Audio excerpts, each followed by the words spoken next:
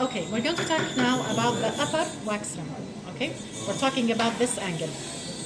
Now, the students in many cases will look at this and they will say it's more or less or without using any tool. Your eye is not like a ruler. You need something with a perpendicular angle to really look at it. So I have to use a tool. So we usually use a ruler that has a corner that is 90 degrees perpendicular. Where I'm going to place this video is going to concentrate on first the type of the nose and something about the parts of the base plate. The tip of the nose, as you see here, for this patient, he has a high nose tip.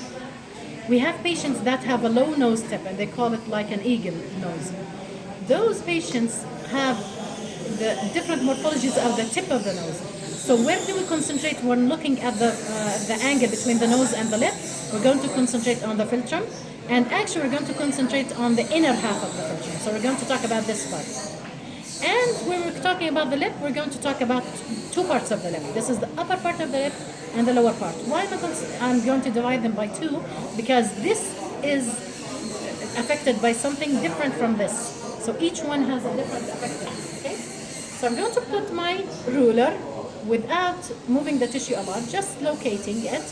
And I see that the philtrum of the nose now is touching the inner part of the philtrum of the nose. It's touching the ruler. The upper part of the base plate is also, the lip is touching, and this part is affected by the base plate. Now, what is filling this area up? It's the base plate, not the wax. Okay? So the fullness here coming from the acrylic is okay, but the fullness here that is just coming from the wax is not okay. Okay? So if I look at this part, this base plate, the acrylic is filling in well, but this is not for this patient.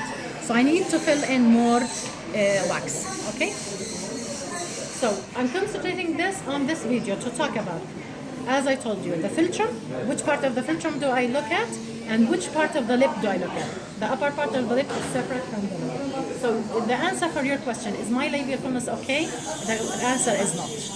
I have space showing in the lower lip, I have to fill it in.